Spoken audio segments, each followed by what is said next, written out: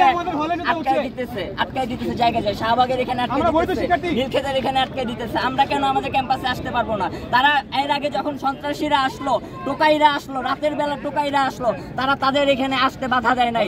আমাদের বোনদের এখানে এসে হামলা করছে, আমাদের ভাইদের উপর হামলা করছে, তারা তখন বাধা দেয় নাই। এখন আমরা আমাদের নিজেদের নিরাপত্তার জন্য আমরা আমাদের এখানে হল খালি করতে হবে।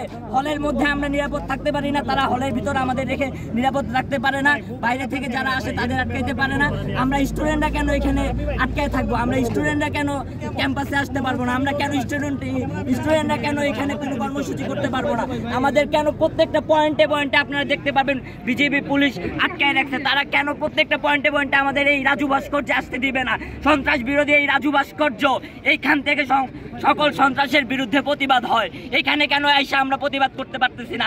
আমরা এর জবাব চাই। প্রশাসন তারা আমাদের স্টুডেন্টদের কেন এখানে আসতে দিতেছে না? আমরা এর জবাব চাই।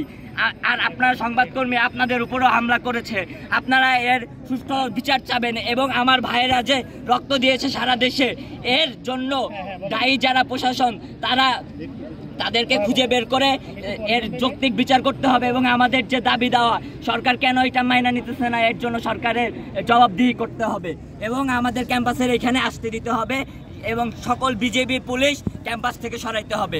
এবং আমাদের স্টুডেন্টরা এটার 1 ঘন্টা আলটিমেটামও দিয়েছে। আমি হলো মাহবুব কাদিম, উর্দু ডিপার্টমেন্ট, পুলিশ বিশ্লেষক।